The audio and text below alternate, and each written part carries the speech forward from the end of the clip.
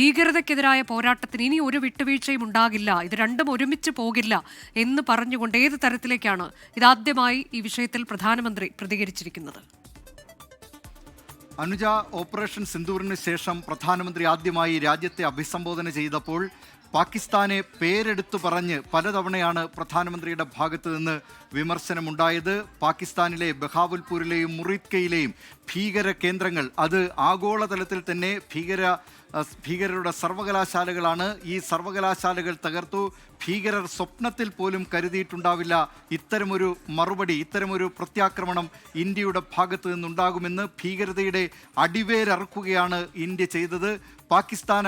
പാകിസ്ഥാനിലെ സർക്കാരും അവിടുത്തെ ഭരണകൂടവുമാണ് ഈ ഭീകരതയെ വെള്ളവും വളവും കൊടുത്ത് നനച്ചു വളർത്തുന്നത് എന്നും പ്രധാനമന്ത്രി നരേന്ദ്രമോദി പറഞ്ഞു. തീവ്രവാദികളെയും അവരെ പിന്തുണയ്ക്കുന്ന സർക്കാരിനെയും രണ്ടായി കാണില്ല. ഓപ്പറേഷൻ സിന്ദൂർ എന്നത് ഭീകരതയ്ക്കെതിരായ ഒരു സന്ദേശമായിരുന്നു. മാത്രമല്ല, പുതിയ ചരിത്രമാണ് ഈ ഓപ്പറേഷൻ സിന്ദൂർ എഴുതിയത്. പാകിസ്ഥാനിലെ വ്യോമത്താവളങ്ങൾ നശിപ്പിക്കുന്നതിനും ഇന്ത്യയുടെ സൈന്യത്തിനായി ഇന്ത്യൻ സേന ഇന്നത്തെ കാലത്തെ, പുതിയ കാലത്തെ യുദ്ധമുറ അതിലും അജയ്യരാണെന്ന് തെളിയിച്ചിരിക്കുകയാണ്.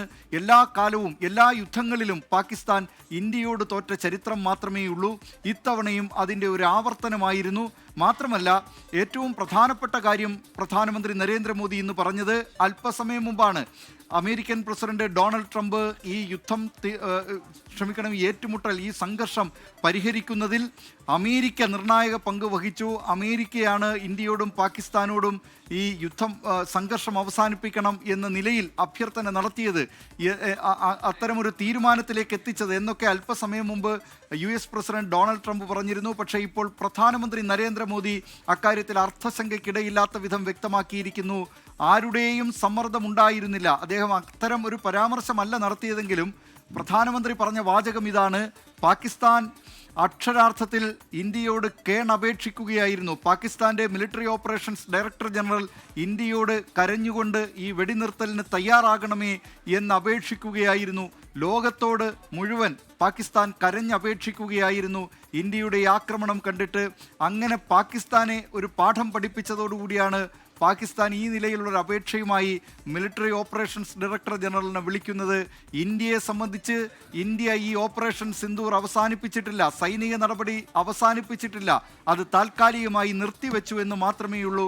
പാകിസ്ഥാൻ തുടർന്ന് സ്വീകരിക്കുന്ന നടപടികൾ എന്ത് എന്ന് വിലയിരുത്തിയാകും ഇനി സ്വീകരിക്കാൻ പോകുന്ന, ഇന്ത്യയുടെ ഭാഗത്ത് നിന്നുണ്ടാകാൻ പോകുന്ന നടപടികളെന്നും പ്രധാനമന്ത്രി നരേന്ദ്രമോദി പറഞ്ഞു. അനുജ, അതാണ്, ഭീകരതയ്ക്കെതിരെ ഒരു വിട്ടുവീഴ്ചയുമില്ലാത്ത പോരാട്ടമാണ് ഇന്ത്യ നടത്തുന്നത്. ഓപ്പറേഷൻ സിന്ദൂർ അതിന്റെ കൃത്യമായ സന്ദേശം നൽകുകയായിരുന്നു എന്ന് പറയുമ്പോൾ ചില കാര്യങ്ങൾക്ക് കൂടി അദ്ദേഹം വ്യക്തത വരുത്തുകയാണ് എന്ന് വേണം കരുതാൻ. അച്യുതൻ കൂടിയുണ്ട്. അച്യുതൻ, ഇതിൽ പ്രതിപക്ഷം ചോദിക്കുന്ന ഏറ്റവും പ്രധാനപ്പെട്ട ചോദ്യം അമേരിക്കൻ ഇടപെടൽ ഉണ്ടായിട്ടുണ്ടോ, മറ്റ് രാഷ്ട്രത്തിന്റെ ഇടപെടൽ ഉണ്ടായിട്ടുണ്ടോ, അങ്ങനെയെങ്കിൽ ഇതുവരെ നമ്മൾ സ്വീകരിച്ചെന്ന നിലപാടിൽ നിന്ന് ഇന്ത്യ പിന്നാക്കം പോയോ എന്നതിന് മറുപടി എന്ന തരത്തിലേക്ക് തന്നെ വേണ്ടേ ഇതിനെ കാണാൻ? കാരണം പാകിസ്ഥാൻ ലോകരാജ്യങ്ങൾക്ക് മുന്നിൽ അപേക്ഷിക്കുകയുണ്ടായി, പിന്നീട് സഹതാപം പിടിച്ചു പറ്റാൻ ശ്രമിക്കുകയാണ് ചെയ്തത് എന്ന് പറയുകയാണ്. അതായത് ഏത് തരത്തിൽ ഇത് ഒരു അന്ത്യത്തിലേക്ക് എത്തുന്നു ഈ പോരാട്ടം, ഈ സംഘർഷം എന്നത് അദ്ദേഹം പറയുകയാണ്.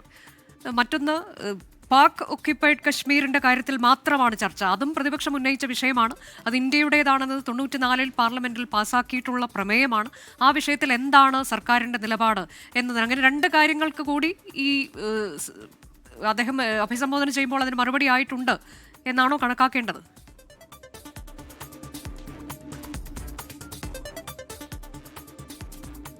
അനുജ, തീർച്ചയായിട്ടും. അതായത് ഇതിൽ ഈ ഒരു നിലവിലെ സാഹചര്യത്തിലേക്ക്, വെടിനിർത്തൽ ധാരണയിലേക്ക് എത്തിയത് പോലും പാക് DGMO വിളിച്ച് അഭ്യർത്ഥിച്ച ഘട്ടത്തിലാണ് എന്ന് പ്രധാനമന്ത്രി നരേന്ദ്രമോദി ഈ രാജ്യത്തെ അഭിസംബോധന ചെയ്ത ഘട്ടത്തിൽ വ്യക്തമാക്കുന്നുണ്ട്.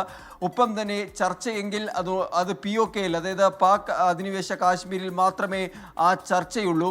ഈ ചർച്ചയും അതുപോലെ തന്നെ ഇത്തരത്തിൽ ഭീകരതയും ചർച്ചയും ഒരുമിച്ച് നടക്കില്ല, ഭീകരതയും വ്യാപാരവും ഒരുമിച്ച് നടക്കില്ല, രക്തവും വെള്ളവും ഒരുമിച്ചൊഴുകില്ല എന്നാണ് ഇപ്പോൾ ഇന്ത്യ സ്വീകരിച്ചിരിക്കുന്ന നിലപാട്. ആ പഹൽഗാം ഭീകരാക്രമണത്തിന് പിന്നാലെ ഇന്ത്യ സിന്ധു നദീജല കരാർ മരവിപ്പിച്ചു. പൂർണ്ണമായും പാകിസ്ഥാനുമായുള്ള നയതന്ത്ര ബന്ധങ്ങളെല്ലാം തന്നെ വിച്ഛേദിക്കുന്ന തരത്തിലുള്ള തീരുമാനങ്ങൾ എടുത്തു. അത് തന്നെയാണ് ഇന്ത്യ പാകിസ്ഥാന് നൽകുന്ന സന്ദേശം. അവിടെയാണ് ഈ പറഞ്ഞ വാചകങ്ങൾ അതിൻ്റെ ഉദ്ദേശം എന്താണെന്നുള്ളത് വ്യക്തമാവുന്നത്. പാകിസ്ഥാൻ അല്ലെങ്കിൽ പാകിസ്ഥാൻ ഭീകരതയെ പിന്തുണയ്ക്കുന്ന കാലത്തോളം അത്രയും അവരുമായി ഒരു വ്യാപാരം ഉണ്ടാകില്ല. അവരുമായി ഇത്തരത്തിൽ സിന്ധു നദീജല കരാർ മറയിപ്പിച്ചിരിക്കുന്ന നടപടിയിൽ നിന്ന് പിന്നോട്ടില്ല എന്ന സന്ദേശം ഇതിലൂടെ നൽകുന്നുണ്ട്.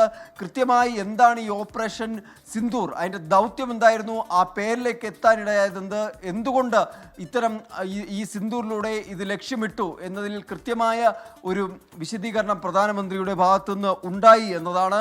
അദ്ദേഹം പറയുന്നുണ്ട്, ഭാര്യമാരുടെയും മക്കളുടെയും മുൻപിൽ പുരുഷന്മാർ മരിച്ചു വീണു, അവരുടെ മതം തെരഞ്ഞാണ് ഈ ഭീകരർ ഇത്തരം ആക്രമണം നടത്തിയത്. എന്നാൽ ഇതേ ഓപ്പറേഷൻ സിന്ദൂർ അതിന് മറുപടി നൽകി. ആ ഓപ്പറേഷൻ സിന്ദൂർ രാജ്യത്തെ വനിതകൾക്ക് മുൻപിലേക്കാണ് താൻ അത് നൽകുന്നത്. ഒപ്പം തന്നെ ഭീകരതയ്ക്കെതിരെ രാജ്യം ഒറ്റക്കെട്ടായി പോരാടി. സേനകൾക്ക് പൂർണ്ണ സ്വാതന്ത്ര്യം നൽകിക്കൊണ്ടാണ് ഈ തിരിച്ചടി പാകിസ്ഥാന് ഭീകരർക്ക് എതിരെ നൽകിയത്. ആ ഘട്ടത്തിൽ പാകിസ്ഥാൻ ആക്രമണവുമായി വന്നു. സാധാരണ ജനങ്ങളെ ലക്ഷ്യമിട്ടും ആരാധനാലയങ്ങൾ, കോളേജുകൾ, സ്കൂളുകൾ കേന്ദ്രീകരിച്ച് ആക്രമണം നടത്തുന്ന സാഹചര്യമുണ്ടായി. എന്നാൽ അതിനെ എല്ലാം ചെറുത്തു നിന്നു നമ്മുടെ സേന. ഒപ്പം തന്നെ ഡ്രോണുകളും മിസൈലുകളും ഇന്ത്യക്ക് നേരെ പ്രയോഗിച്ചു. അതിനെയെല്ലാം വ്യോമ പ്രതിരോധ സംവിധാനം ആകാശത്ത് വെച്ച് തന്നെ ഭസ്മമാക്കി എന്നാണ് പ്രധാനമന്ത്രി രാജ്യത്തെ അഭിസംബോധന ചെയ്ത് പറഞ്ഞത്. മെയ് 6 രാത്രി മുതൽ മെയ് 7 പുലർച്ചെ വരെ ലോകമറിഞ്ഞു. എന്താണ് ഇന്ത്യയുടെ മറുപടി എന്നത് ലോകമറിഞ്ഞു എന്നായിരുന്നു പ്രധാനമന്ത്രി പറഞ്ഞത്.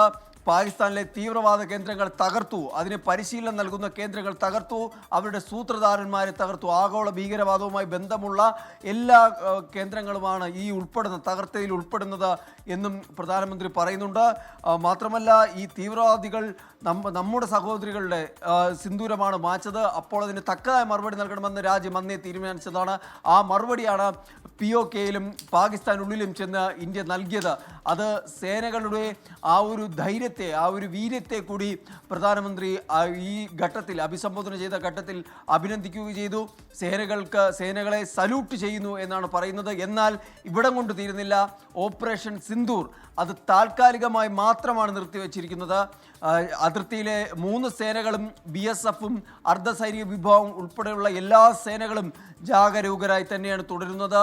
ഏത് സാഹചര്യമുണ്ടായാലും തിരിച്ചടിക്കുവാനുള്ള പൂർണ്ണമായ ഊർജത്തോടു കൂടിയാണ് സേനകൾ തുടരുന്നത് എന്ന സന്ദേശം കൂടി നൽകുന്നുണ്ട്.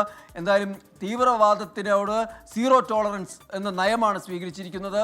അവിടെ ഈ ന്യൂക്ലിയർ ഭീഷണി ഉയർത്തിയാൽ പോലും അതൊന്നും നമ്മൾ വകവയ്ക്കില്ല. അത്തരം ഭീഷണി നമ്മളോട് വേണ്ട എന്നാണ് പ്രധാനമന്ത്രി പറഞ്ഞിട്ടുള്ളത്.